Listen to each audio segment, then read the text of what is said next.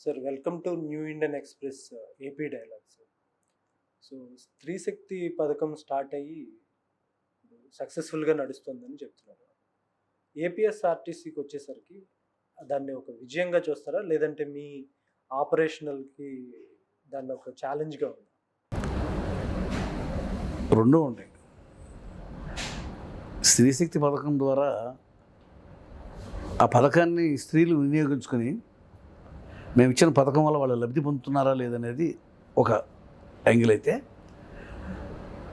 దానివల్ల వచ్చే ప్రెషర్స్ని తట్టుకుని ఆర్టీసీ ప్రయాణికులకు కావాల్సిన సౌకర్యవంతమైన ప్రయాణాన్ని ఏర్పాట్లు చేయగలుగుతుందా అనేది రెండో పాయింట్. ఈ రెండు కూడా విజయం సాధించాం. ఎందుకంటే ఈ స్త్రీశక్తి పథకాన్ని వినియోగించుకుని స్త్రీలు దీన్ని చాలా బాగా ఉపయోగించుకున్నారు. దానివల్ల లబ్ధి పొందుతున్నారు. మేము ఇచ్చిన పథకం మేము ఊహించిన దానికంటే సూపర్ డూపర్ హిట్ అయింది. దానివల్ల వచ్చే ఆర్టీసీ ప్రెషర్స్ని ఆర్టీసీ సిబ్బంది తట్టుకుని సౌకర్యవంతమైన ప్రయాణం ఏర్పాటు చేయగలుగుతున్నాం. దానివల్ల స్టార్టింగ్‌లో ఈ పథకం అనౌన్స్ చేసినప్పుడు చాలా క్రిటిసిజం ఉంది. అంటే ఆర్టీసీ ఆల్రెడీ ఇబ్బందుల్లో ఉంది, కష్టాల్లో ఉంది. మళ్ళీ ఈ పథకం వల్ల ఇంకా ప్రైవేట్ పరం కావచ్చు, లేదంటే క్లోజ్ అయిపోవచ్చు అనే ఇదిలో ఉంది. సో, మీకు గవర్నమెంట్ నుంచి అదే విధంగా సపోర్ట్ ఉందా ముందు చెప్పినట్టుగా? ఇప్పుడు ఇది ప్రభుత్వ పథకం. నీడీ పీపుల్కి ప్రభుత్వం హెల్ప్ చేయాలి, సపోర్ట్ చేయాలనేదే ఈ సంక్షేమ పథకాల యొక్క ముఖ్య ఉద్దేశం. అందులో ఇదొకటి.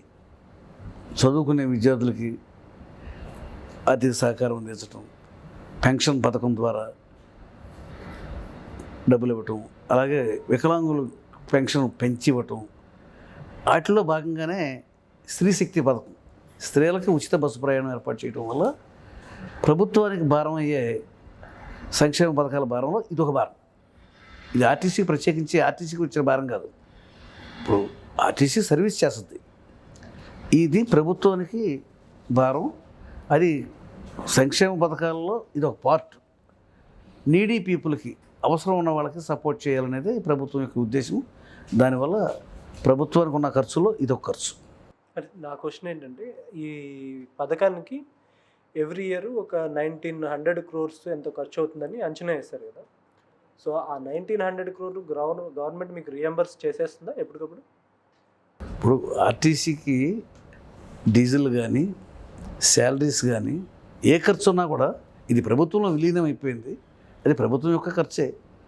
మాకు లేడీస్కి ప్రయాణం స్త్రీశక్తి పథకం ద్వారా అయ్యే ఖర్చు ప్రభుత్వమే రీఎంబర్స్ చేస్తుంది. దాంట్లో మాకు ఏ రకమైన ఇబ్బంది లేదు. ఇవాళ ప్రభుత్వంలో ఆర్టీసీ విలీనం అయిన తర్వాత ఆర్టీసీకి అయ్యే ప్రతి ఖర్చు, ప్రతి ఎక్స్పెండిచర్ కూడా ఆదాయం కానీ ఖర్చు కానీ అంతా ప్రభుత్వం పర్యవేక్షణలో జరుగుతుంది. కాకపోతే మీరు చెప్పినట్టుగా సంవత్సరానికి ఒక 2000 కోట్ల రూపాయలు ఖర్చు అవుతుందని ఆ రోజున అనుకున్నాం. ఇప్పుడు పథకం మొదలుపెట్టి 7 నెలల 15 రోజులు అయింది. 7 నెలల 15 రోజులకే 1950 కోట్ల రూపాయలు ఖర్చు అయిపోయింది. అంటే స్ట్రెంగ్త్ పెరిగింది. దీన్ని వినియోగించుకునే వాళ్ళు నంబర్ ఆఫ్ టైమ్స్ దీన్ని బాగా ఉపయోగించుకుని వాళ్ళ అవసరాలు తీర్చుకోగలుగుతున్నారు. మేము ఊహించిన దానికంటే ఇది సంవత్సరానికి అయ్యే ఖర్చు మేము లెక్కేస్తే ఇవాళ 7 నెలల 15 రోజులకి అయిపోయింది.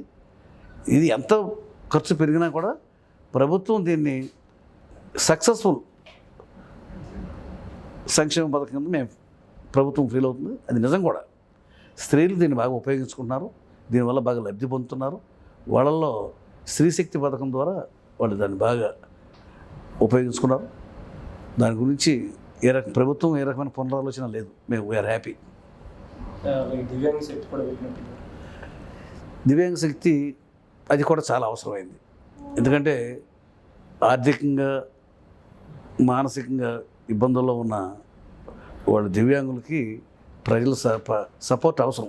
పెన్షన్ ఇస్తున్నాం, దాంతోపాటు స్త్రీలకు ఇచ్చినట్టుగా వీళ్ళకి కూడా వికలాంగులు కూడా ఇస్తే వాళ్ళు వైద్యం చేయించుకోవడానికి కానీ వాళ్ళు ప్రయాణం చేయాలంటే ఇబ్బంది వాళ్ళకి. ఎందుకంటే దివ్యాంగులకి ఆరోగ్యం వికలాంగులు అవ్వటం వల్ల వాళ్ళకి అన్నీ కూడా ఇబ్బందులు ఉంటాయి. దివ్యాంగులకి ఈ పథకం పెడటం ద్వారా దాన్ని పూర్తిగా బాగా వినియోగించుకుంటారు. ఇవాళ అది కూడా సక్సెస్ఫుల్. సో, ఇప్పుడు గవర్నమెంట్ ఇచ్చే డబ్బుల్ని ఏదైతే రియంబర్స్ చేస్తారో ఆ అమౌంట్‌ని మళ్ళీ మీరు ఈ జీతాలకి లేదా డీజిల్‌కి వాటికి వాడతారా? లేదంటే ఇన్‌ఫ్రాస్ట్రక్చర్ క్రియేషన్‌కి అట్లా ఏమన్నా వాడతారా? ఏ అవసరాలు ఉంటే ఆ అవసరాలకి ఆర్టీసీ బోర్డు ఉంటుంది, మేనేజ్మెంట్ ఉంటుంది. ఇప్పుడు దీన్ని ఏ అవసరాలు అన్ని అవసరాలు కూడా ఫిక్స్ అయిపోయి ఉంటాయి. శాలరీస్ ఫిక్స్డ్, అలాగే బస్సుల కొనుగోలు అది ఫిక్స్డ్, అలాగే డీజిల్ లేకుండా పడినారు అది ఫిక్స్డ్. ఇలా ఎక్స్పెండిచర్స్ ఫిక్స్ అయిపోతాయి, ఆదాయం కూడా ఫిక్స్ అయిపోతుంది.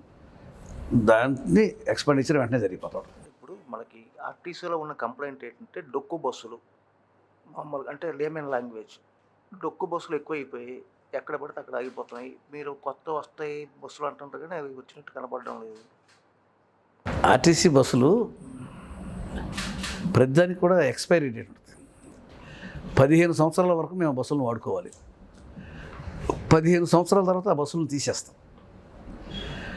ఆర్టీసీ చాలా పకడ్బందీ ఆర్గనైజేషన్. ప్రతి ఆర్టీసీ డిపోలో గ్యారేజ్ ఉంటుంది. గ్యారేజీలో మెకానిక్లు ఉంటారు. అలాగే మెయిన్ గ్యారేజెస్ ఉంటాయి. ఏ బస్సు అయినా సరే తిరిగి రీకండిషనింగ్ పెట్టుకుంటే ఇప్పుడు కూడా మన చిన్న కార్లు అయినా మోటార్ సైకిల్ అయినా కూడా ఎప్పుడు కూడా సర్వీసింగ్ చేసుకుని కండిషన్లో పెట్టుకోవాలి. పెట్టుకుంటే ఎంతకాలమైనా పనిచేస్తాయి.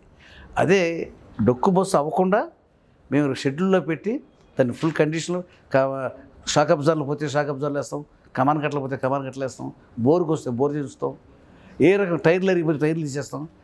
బండిని డొక్కు బస్సు అనేది కాదు, కాకపోతే చివరి దశకి వెళ్ళాడు. ఇప్పుడు ఇవాళ కొన్న బస్సు 5 ఏళ్ళ వరకు ఒక ఏజీ, 10 ఏళ్ళ వరకు ఇంకో ఏజీ, 15 ఏళ్ళ వరకు ఇంకో ఏజీ. అలా ఆ బస్సులను ఏం చేస్తా అంటే పెద్దగా క్లాసికల్ రూట్స్ కాకుండా కొంచెం రఫ్ అండ్ టఫ్ రూట్లో తిప్పుతాం. దాన్ని బస్సులని రీకండిషనింగ్ పెట్టుకోవడంలో ఆర్టీసీ నెంబర్ 1. ఆర్టీసీ షెడ్లు మెకానికల్ పర్ఫెక్ట్గా పనిచేస్తారు. ప్రతి బస్సును కూడా కండిషన్లో పెట్టి నడుపుతూ ఉంటారు. ఆ రకమైన ఇబ్బంది ఎక్స్పైరీ డేట్ వచ్చే వరకు ఆ బస్సుల్ని నడపాల్సిందే. ఏ రూట్లో నడుపుతాం అనేది మారుస్తూ ఉంటాం, కానీ కండిషనింగ్ మాత్రం మెకానికల్ పనే. ఇది గ్యారేజ్లో ఉన్న స్టాఫ్ అంతా చాలా స్టాఫ్ ఉన్నారు. క్లీనర్స్ కానీ, మెకానికల్ కానీ, ఫోర్మెన్స్ కానీ, మెకానికల్ ఫోర్మెన్స్ కానీ చాలామంది ఉంటారు. వాళ్ళంతా కూడా దీన్ని పర్ఫెక్ట్గా. ఇప్పుడు మన ఆర్టీసీలో సఫిషియెంట్గా ఉన్నారంటే సిబ్బంది. ఆర్టీసీ బస్సులు ఎలా రిటైర్డ్ అయిపోతాయో స్టాఫ్ కూడా అలా రిటైర్డ్ అయిపోతుంది. ఇప్పుడు మేము సంవత్సరానికి ఇన్ని బస్సులని తీసేయాలి, ఎందుకంటే అవి టైం అయిపోతూ ఉంటుంది. ఈ రకంగా దాంతోపాటుగా స్టాఫ్ కూడా వాళ్ళ వయసు రాగానే వాళ్ళు కూడా రిటైర్ అయిపోతారు. ఇంకా షార్టేజ్ మాకు రాలా. అక్కడక్కడ డ్రైవర్లు షార్టేజ్ వస్తే ఆన్ కాల్ డ్రైవర్స్ని పిలిచి కాంపెన్సేట్ చేస్తూ ఉంటాం. ఇప్పుడు మళ్ళీ బస్సులు కొత్త బస్సులు వస్తే మళ్ళీ స్టాఫ్ అవసరం ఉంది. కొద్ది చిన్నపాటి షార్టేజ్ ఉంది, దాన్ని మేము కాంపెన్సేట్ చేయగలం టెంపరీగా అవుట్సోర్సింగ్ స్టాఫ్ ద్వారా. కానీ సార్ నార్మల్గా మనకి ఫెస్టివల్స్ అప్పుడు అంటే సంక్రాంతి కానీ దసరా కానీ చాలా పండుగలు ఉంటాయి. మీరు అన్నట్టు పబ్లిక్ ఎక్కువ రష్ కూడా అప్పుడే ఉంటుంది. కానీ ఏపీఎస్ఆర్టీసీ ఇంత పెద్ద ఫ్లీట్ పెట్టుకున్నా కానీ మనకి ఆశించేంత లాభాలు ఇన్కమ్ జనరేషన్ అయితే అవ్వట్లేదు సార్. అంటే ఆ లాభాలు అవ్వచ్చు. ప్రైవేట్ ట్రావెల్స్ వాళ్ళకున్న 10 బస్సులో లేదంటే 20 బస్సులో మినిమం అంటే నెంబర్ ఆఫ్ దాంతో వాళ్ళు ఎక్కువ చంక్ అంతా వాళ్ళు తీసుకెళ్ళిపోతున్నారు. ఈవెన్ నిజం చెప్పాలనుకుంటే కనుక సంక్రాంతి అప్పుడు 100 రూపాయల్లో 20 రూపాయలు ఏపీఎస్ఆర్టీసీ వస్తే 80 రూపీస్ ప్రైవేట్ ట్రావెల్స్ వాళ్ళు తీసుకెళ్తున్నారు. మనం దీన్ని ఇంత సొఫిస్టికేటెడ్ సిస్టమ్ ఉంచుకొని, ఇంత ఫ్లీట్ ఉంచుకొని, ఇంత మేనేజ్మెంట్ పెట్టుకొని మనం అట్లీస్ట్ 60% 50% కూడా తెచ్చుకోకపోతే అది మన ఫెయిల్యూర్ కింద మనం కన్సిడర్ చేయాలి సార్. అది మీరు అన్నట్టు దానికి one of the reason buses, AC బస్సులు సరైన లేకపోతే వాళ్ళు రారు, ప్రైవేట్ ట్రావెల్స్ వాళ్ళు ఆఫర్ చేస్తారు. దీన్ని అధిగమించడానికి నార్మల్గా ఫ్యూచర్లో మీరు తెచ్చే బస్సులన్నింటిలో కూడా మంచి అడ్వాన్స్ ఫెసిలిటీస్తో ఉంటే అవి వస్తాయి. ఆ విధంగా మీరు ఏమైనా ప్లాన్ చేస్తున్నారా? ఇప్పుడు పండుగలు వచ్చినప్పుడు, సంక్రాంతి పండుగ కానీ ఏదైనా పండుగలు వచ్చినప్పుడు హైదరాబాద్, మెడ్రాస్ ఈ రూట్ల నుంచి, బెంగళూరు ఈ రూట్ల నుంచి మన ఇండియా ఆంధ్ర వాళ్ళు ఎక్కువగా కొంతమంది సెటిల్ అయిపోయి ఉద్యోగాలు ఇచ్చి అక్కడ ఉంటారు. అక్కడి నుంచి ఎక్కువ మంది వస్తుంటారు. మేము సడన్గా బస్సులు పెంచలేము, మన దగ్గర ఉన్న బస్సులే అయ్యి. మేమేం చేస్తామంటే కొన్ని రూట్లలో బస్సులు తగ్గించి ఈ రూట్లో ప్రత్యేకించి వాడతాం. ప్రైవేట్ బస్సులతో పోటీ పడలేము. కారణం ఏంటంటే వాళ్ళ వృత్తి వాళ్ళది, వాళ్ళ ప్రొఫెషన్ వాళ్ళది. వాళ్ళు మాకున్న బస్సుల్ని పెంచుతాం ఆ టైంలో. సుమారుగా లాస్ట్ టైం అయితే 2000 బస్సులు 3000 బస్సులు పెంచి మిగతా రూట్లో అన్నీ తగ్గించి ఈ రూట్లో పెట్టి సంక్రాంతి ప్రయాణికులు ఇబ్బంది పడకుండా, మాకును బయట ప్యాసింజర్ తేడా ఏంటంటే బయట ట్రావెల్స్కి వాళ్ళు రేట్లు ఎక్కువ పెడతారు, వాళ్ళు దాన్ని అడ్వాంటేజ్ తీసుకుంటారు. మేము అలా కాదు, మేము రేట్లు పెంచం. రేట్లు పెంచకుండా మామూలు రేట్లకే ప్రయాణికులకు సౌకర్యం కలగజేస్తాం. మరి వాళ్ళు వాళ్ళది బిజినెస్, మాది బిజినెస్ కదా, మాది సర్వీస్. దానివల్ల వాళ్ళతో వాళ్ళ కంఫర్ట్స్ వాళ్ళు వేరు. మేము ఆ టైంలో బస్సులు సరిపోవు కాబట్టి కొత్త బస్సులు కొనలేం కాబట్టి వెంటనే అప్పటికప్పుడు కొని, ఇప్పుడు పండగ కదా అని కొనేసామనుకోండి, పండగ వెళ్ళిపోయిన తర్వాత ఏం చేసుకోవాలంటే, అందువల్ల ఏం చేస్తారంటే మిగతా రూట్లలోంచి ఆ రూట్లో పెట్టి ప్రయాణికుల అవసరాలని పండగల్లో తీర్చగలుగుతున్నాం. ఎక్కువ మంది మా బస్సులు ఎక్కాలని ప్రిఫర్ చేస్తారు. కారణం ఏంటంటే రేట్లు, రీజనబుల్ రేట్లు, సేఫ్టీ జర్నీ. ఈ రెండు కూడా ఆర్టీసీకి ఉన్న మంచి పేరు. మీరు మాట చెప్పారు సార్, అది బస్సులు కొనలేము, ఉన్న వాటితో అడ్జస్ట్ అవుతాము అని. ఉన్న వాటితో అడ్జస్ట్ అయ్యే సిచ్యువేషన్ ఉండడం వల్ల మోస్ట్లీ మీకు మంచి అంటే లైక్ అంటే ప్యాసింజర్స్ హూ కెన్ ఎఫర్డ్ వాళ్ళు రావట్లేదు. అడ్జస్ట్ అయ్యే ప్యాసింజర్లే వస్తున్నారు, దానివల్ల మీ ఇన్కమ్ తగ్గిపోతుంది సార్. అది ఇంకొక క్వశ్చన్ సార్, ఇది మనకి ఆన్లైన్ టికెట్ బుకింగ్ పోర్టల్ మనకు ఉంది సార్, ఏపీఎస్ఆర్టీసీ ఆన్లైన్. దాని ద్వారా బుకింగ్ చాలా తక్కువ అవుతాయి మనకి. రెడ్ బస్ వాళ్ళు, అభి బస్ కానీ అలాంటి ప్రైవేట్ ఆపరేటర్స్ ఎక్కువ మంది వాళ్ళు మనతో టైఅప్ అయ్యి వాళ్ళు ఎక్కువ మనీ గెయిన్ చేసుకుంటున్నారు. దీన్ని ఏమైనా ఆపే సిచ్యువేషన్ ఉంది, ఎందుకంటే మనకు ఓన్ పోర్టల్ ఉంచుకొని దాన్ని ఎలివేట్ చేయకుండా. ఆన్లైన్ ఫెసిలిటీని ఎవరైనా వాడుకోవచ్చు. మాకు వెబ్సైట్ ఉంటుంది, మేము ఆన్లైన్. అలాగే ప్రైవేట్ బస్సులు కూడా వేరే వెబ్సైట్ ఉంటుంది.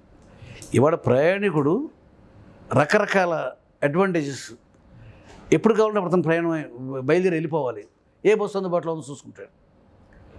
మా ఆర్టీసీ బస్సు టైమింగ్స్ మ్యాచ్ అవ్వలేదు, ప్రైవేట్ బస్సుకి వెళ్ళిపోతాడు.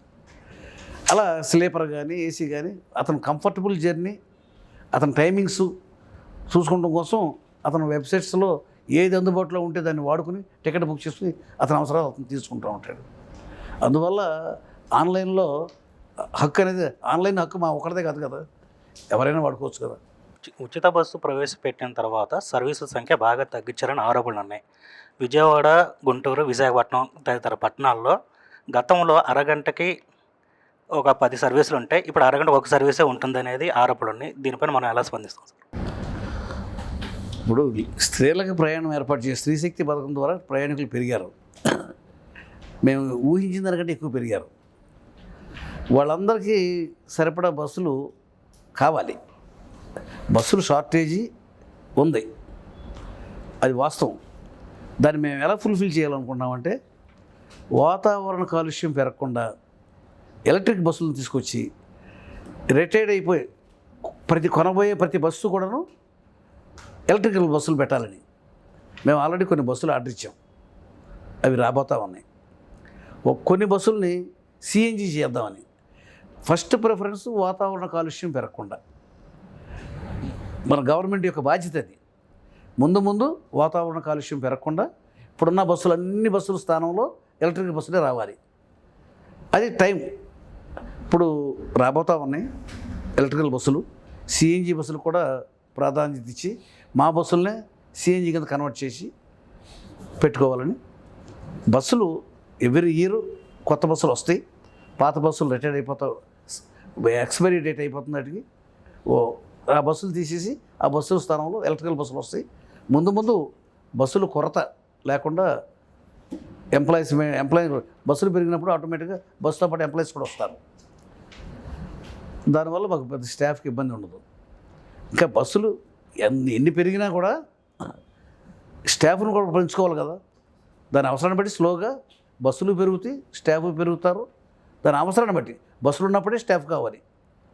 ఆ బస్సులు వచ్చినప్పుడే స్టాఫ్ని రిక్రూట్ చేసుకుంటాం. ఆ బస్సులకి ఇప్పుడు కొత్త బస్సులు వచ్చినప్పుడు బస్సులు సరిపడా స్టాఫ్ కావాలి కదా. అవన్నీ కూడా ఆ అవసరాన్ని బట్టి అప్పుడు ఫుల్ఫిల్ చేసుకుంటాం. సార్ ఒక పక్క నుంచి మనం కొత్త బస్సులు అన్నీ చాలా ప్లాన్ చేస్తున్నాం సార్. అది కానీ ఆర్టీసీకి ఉన్న అప్పులు చాలా పెద్దవి. అది ఇప్పటి నుంచి కాదు, కొన్ని దశాబ్దాలుగా మనం ఆర్టీసీ ఆర్థిక భారంతో ఏంటిది ఇప్పుడు నెట్టుకొస్తూనే ఉన్నాం. దీనికి ఇప్పుడు ఈ లోటుని పూడ్చే క్రమంలో ఈ కొత్త కొన్ని మీ ఛాలెంజ్లు అంటే మీకు కొత్త బస్సులు, సో డెవలప్మెంట్స్ ఇవన్నీ ఉన్నాయి సార్. ఇది ఎలా ప్లాన్ చేస్తున్నారు సార్? అంటే అట్లీస్ట్ బ్యాలెన్సింగ్ ఎలా చేస్తారు ఇప్పుడు? అప్పులు, అభివృద్ధి. కొత్త బస్సులు మేము కొంటలే, కాంట్రాక్టర్ కొనుక్కుంటాడు. కేంద్ర ప్రభుత్వం సబ్సిడీ ఇస్తుంది. ఇది మేము కూడా పిలవటం కాదు, కేంద్ర ప్రభుత్వం పిలుస్తుంది. కేంద్ర ప్రభుత్వమే కొత్త బస్సులను ప్రవేశపెడుతుంది. ఆ బస్సులుకి సబ్సిడీ ఇస్తారు. వాళ్ళు బస్సులు ఇన్వెస్ట్మెంట్ ఆర్టీసీ పెట్టదు కాబట్టి ఆర్థిక భారం మా మీద పడదు. ఎంప్లాయీస్ కూడా ఆ బస్సుతో పాటు డ్రైవర్లు వస్తారు. ఎంప్లాయ్మెంట్ భారం కూడా మా మీద పడదు. ఈ కొత్త బస్సుల ద్వారా, ఎలక్ట్రికల్ బస్సుల ద్వారా ఆర్టీసీకి బోళ్ళంతా సర్వీసు చేయగలుగుతాం వితౌట్ ఇన్వెస్ట్మెంట్. ఆ తిరిగిన మైలేజ్ని బట్టి పేమెంట్ ఇస్తే సరిపోద్ది వాళ్ళకి. సరే, ఈ కొత్త బస్సులు అనేది చాలా రోజుల నుంచి చెప్తున్నారు కదా, అవి రోడ్ల మీదకి ఎప్పుడు వస్తాయని ఎక్స్పెక్ట్ చేయొచ్చు? ఇది కేంద్ర ప్రభుత్వం పిలిచిన టెండర్. కేంద్ర ప్రభుత్వం ఒక కంపెనీ వాళ్ళు తీసుకున్నారు. ఫస్ట్ 700 బస్సులు పిలిచారు. ఇప్పుడు బస్సు రెడీ చాయిస్ బస్సు తయారు లేలాంటి కంపెనీ వాళ్ళు, బెంజ్ కంపెనీ వాళ్ళు, లేకపోతే ఇంకెవరన్నా ఉన్నాయి, బస్సు తయారు చేయాలి. చాయిస్ రావాలి, బాడీ బిల్డింగ్ చేయాలి. బాడీ బిల్డింగ్ చేస్తే ఇంటర్నల్గా దాన్ని మరి సీటింగ్ అది డెకరేట్ చేయాలి. ఎలక్ట్రికల్ బస్సు కాబట్టి బ్యాటరీ అరేంజ్ చేయాలి. ఇదని ఒక బస్సు చేయడానికి ఎంత టైం పడుతుంది, 700 బస్సులు చేయడానికి ఎంత టైం పడుతుంది? ఇది చాలా కాలంగా పెండింగ్ ఉంది, ప్రాసెస్ జరుగుతూ ఉంది. ఎట్టి పరిస్థితుల్లో మా ఎండీ గారు సుబ్రహ్మణ్యం గారు మొన్న మధ్యన దాన్ని రివ్యూ చేశారు. చేసి జూన్ జూలై మాసాల కల్లా అవి వచ్చే ఏర్పాటు జరుగుతుంది. దానికి గాను ఆ బస్సులు వచ్చే లోపు మేము ఏం చేయాలంటే electrical sub stations, charging stations ఈ రెండు కూడా కట్టాలి. దానికి దానికి బస్ డిపో కట్టాలి. ఆ బస్సులు ఉండటానికి ప్రత్యేకించి ఒక డిపో కావాలి. ఛార్జింగ్ చేసుకుంటానికి ఛార్జింగ్ స్టేషన్స్ కావాలి. ఛార్జింగ్ స్టేషన్ కావాలంటే దానికి సబ్ స్టేషన్ కావాలి. ఇవన్నీ కూడా టెండర్లు పిలిచారు. అంటే లేట్ అవుతుందని మీరు అనుకుంటున్నారో, ఆల్రెడీ టెండర్లు పిలిచారు. మన ఆంధ్రప్రదేశ్లో 11 స్థానాల్లో మేము పెట్టబోతా ఉన్నాం. 11 స్థానాల్లో కూడాను ఎలక్ట్రికల్ సబ్ స్టేషన్స్ కావాలని టెండర్లు పిలిచాం. టెండర్లు కూడా పార్టిసిపేట్ చేస్తున్నారు. అవి పనులు మొదలు పెట్టేస్తాం. ఆ బస్సులు వచ్చేటప్పటికి మేము రెడీగా ఉంటాం. ఇదంతా అంత ప్లాన్ ప్రకారమే జరుగుతుంది. అంటే ఈ బస్సులని సిటీ బస్సులని లేదంటే లాంగ్ డిస్టెన్స్ ట్రావెల్ బస్సులు? అన్నీ దేనికి అవసరం వస్తే అవి. రూరల్ ఏరియా కాకుండా మెయిన్ సిటీస్లోనే పొల్యూషన్ తగ్గాలి.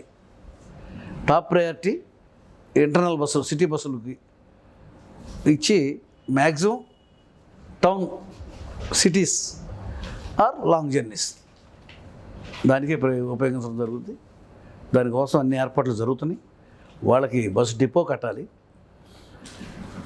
ఛార్జింగ్ స్టేషన్స్ ఇవ్వాలి, సబ్ స్టేషన్స్ కట్టాలి. ఆ ఏర్పాట్లన్నీ జరుగుతున్నాయి.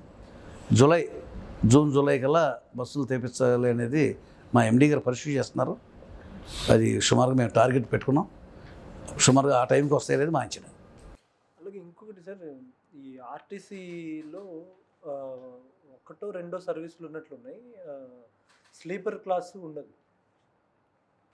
ఇప్పుడు అందరూ కూడా దాన్నే ఇష్టపడుతున్నారు కదా చాలా వరకు. అదే ఒకటో రెండో సర్వీసులు ఉన్నాయి, వెన్నెల అని ఒక సర్వీస్ ఉన్నట్లుంది. రాబోయే బస్సుల్లో స్లీపర్ బస్సెస్ పెట్టుకోవాలి. కొత్త బస్సు వచ్చినా కూడా స్లీపర్ బస్సులు పెంచాలి. ప్రయాణికులు స్లీపర్ కోరుకుంటున్నారు. ట్రైన్లో ఎలా స్లీపర్లో ట్రావెల్ చేస్తారో బస్సులో కూడా స్లీపర్లకి డిమాండ్ ఉంది. దాని గురించి కూడా ఆలోచిస్తాం. డిమాండ్ వచ్చింది సార్ ఈ మధ్య, స్లీపర్ ఆ బస్సులు ఆపేయండి అనేసి. ఎందుకంటే యాక్సిడెంట్ అయితే సర్వైవ్ అయ్యే ఛాన్సులు చాలా తక్కువ ఉంటాయి స్లీపర్ బస్సుల వల్ల. వాటిని ఆపేయండి అనేసి యాక్చువల్గా మన గవర్నమెంట్ నుంచే సెంట్రల్ గవర్నమెంట్కి ఒక రిపోర్ట్ వెళ్ళిందని. యాక్సిడెంట్స్ వల్ల ప్రాణాలు పోయే పరిస్థితి వస్తే జాగ్రత్తలు తీసుకోవాల్సిన అవసరం ప్రభుత్వాల మీద ఉంది.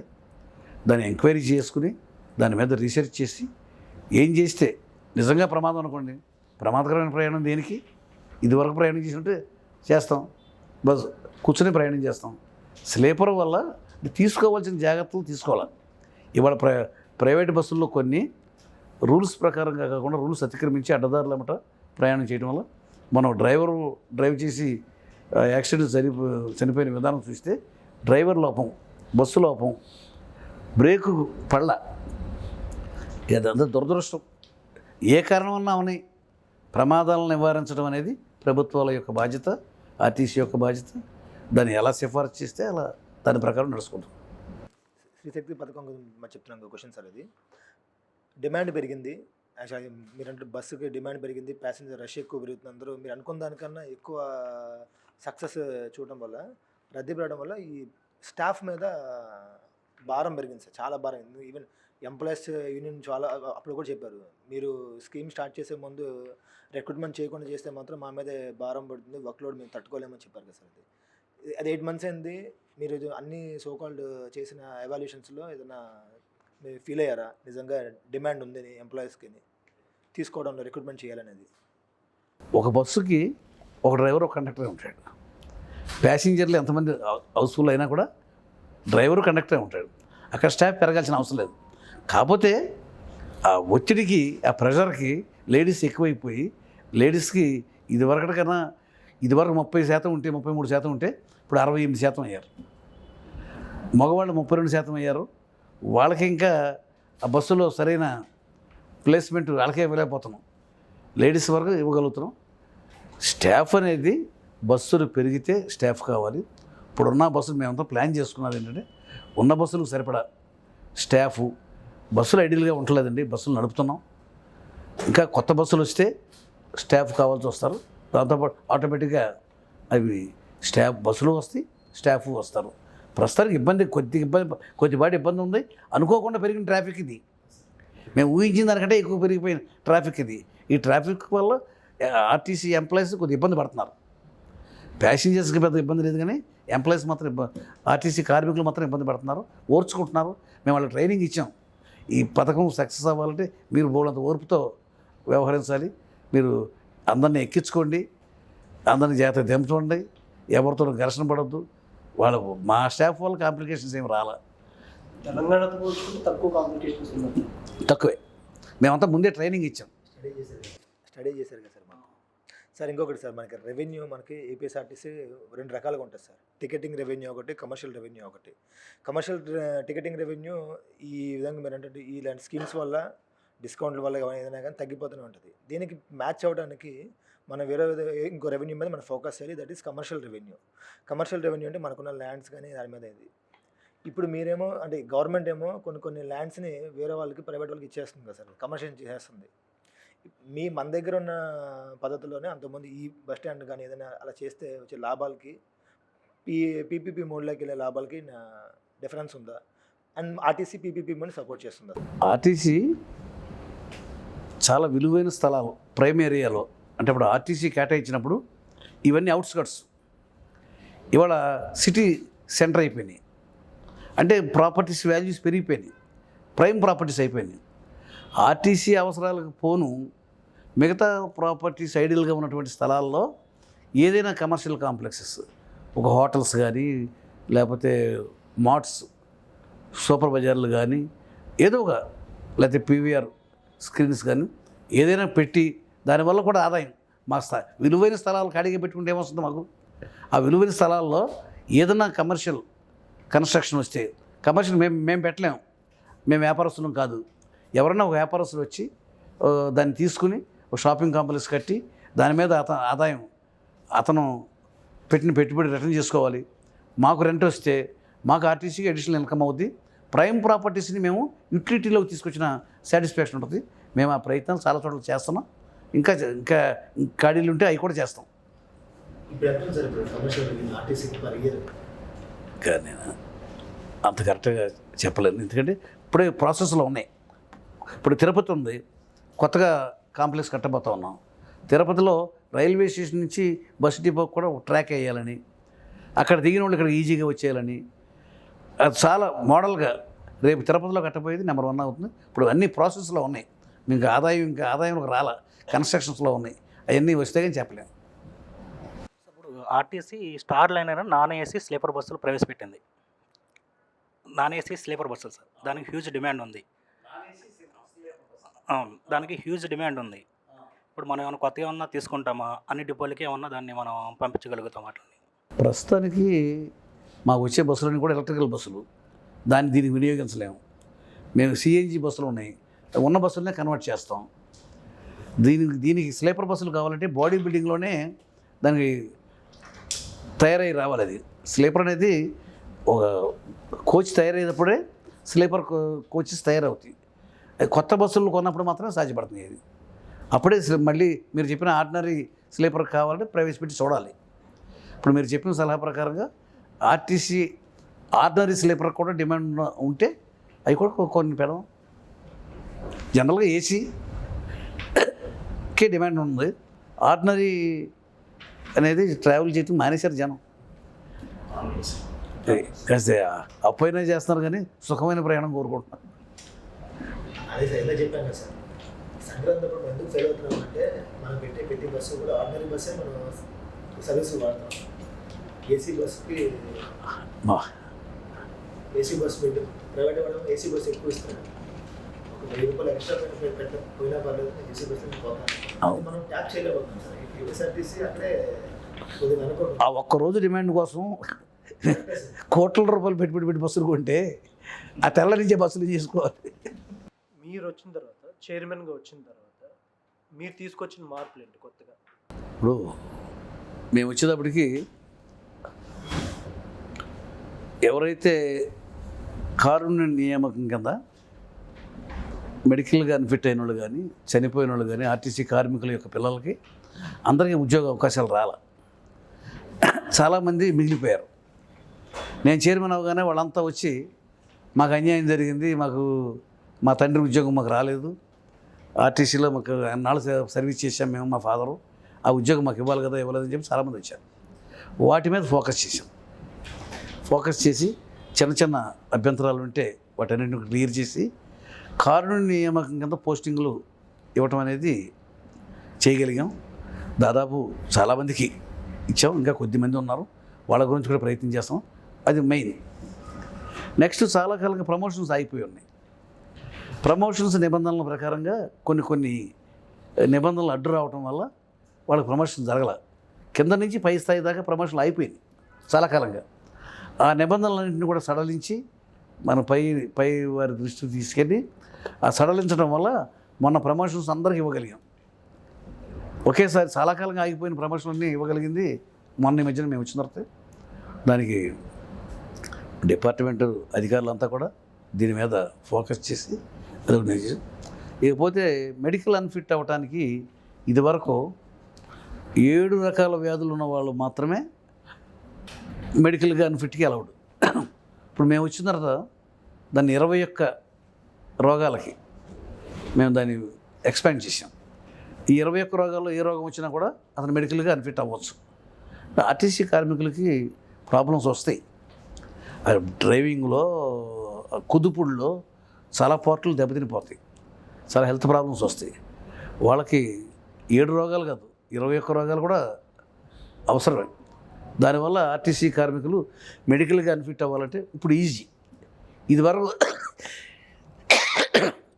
ఒప్పుకునేవాళ్ళు కాదు, ఇప్పుడు కదా దానివల్ల కదా వాళ్ళకి ఉపయోగం జరిగింది. ఇలాంటి కార్మికుల సంక్షేమం కోసం ముఖ్యంగా ఈ కొత్త బస్సులు ఇవన్నీ ఇంకా ప్రపోజల్స్ పెట్టాము. ఇంకా అవి కూడా వస్తే ఇంకా మా వల్ల ఆర్టీసీకి ఏం జరిగింది అనేది ఇంకోటి వస్తుంది చేస్తున్నాం. మా హయాంలో లాంగ్ పెండింగ్ ఇష్యూస్ అన్నింటినీ సాల్వ్ చేసుకుంటూ వస్తాం. మెయిన్ ఫోకస్ దాని మీద పెట్టాం. రకరకాల కారణాల వల్ల అనేక సమస్యలు పెండింగ్ ఉండిపోయింది. ప్రమోషన్ సమస్య అవ్వచ్చు, లేకపోతే ఇది అవ్వచ్చు. ఇప్పుడు ఆర్టీసీ పెన్షన్ కూడా రిటైర్డ్ అయిన ఉద్యోగస్తులకి ఆర్టీసీలో పెన్షన్ చాలా తక్కువ. వాళ్ళు రిటైర్డ్ అయిన తర్వాత కూడా హ్యాపీగా బతికే మార్గం ఏంటా అని ఇదివరకు మెడిసిన్స్ ఇచ్చేవాళ్ళు కాదు. ఆర్టీసీ 2000 సంవత్సరంలో విలీనం అయిన తర్వాత రిటైర్డ్ అయిన వాళ్ళకి మెడిసిన్స్ ఇచ్చేవాళ్ళు కాదు. ఇప్పుడు మేము వచ్చిన తర్వాత దాన్ని సడలించాం. సడలించి రిటైర్డ్ అయిపోయినా కూడా అతను ఎంతకాలమైనా సరే అతనికి చికిత్స చేస్తారు, మెడిసిన్స్ ఇస్తారు. అది కొత్తగా ఇవ్వటం వల్ల రిటైర్డ్ కార్మికులకి అది చాలా అడ్వాంటేజ్. ఇవాళ మెడిసిన్ చాలా కాస్ట్లీ అయిపోయింది, వాడు ఇండివిజువల్గా చేర్చుకోలేడు, వాడికి చాలా ఉపయోగం అది. దీనివల్ల ఇలాంటి కార్మికుల సమస్యలు, ఆర్టీసీ సమస్యలు, లాంగ్ పెండింగ్ ఇష్యూస్ సాల్వ్ చేయడం మీద ఎక్కువ ఫోకస్ చేసాం. చాలా వరకు చేయగలిగాం. మీరు స్వతహాగా రాజకీయ నేత, మొన్న ఎలక్షన్‌లో మీరు పొత్తు ధర్మంలో భాగంగా మీ సీట్‌ని కోల్పోవాల్సి వచ్చింది. మీరిప్పుడు ఇక్కడ కంఫర్ట్‌గా ఉన్నారా? అదైతే కంఫర్ట్‌గా ఉందని మీరు ఫీల్ అవుతారా? ఆ లైఫ్ నేను అనుభవించాను. ఈ లైఫ్ కొత్తగా అనుభవిస్తున్నాను.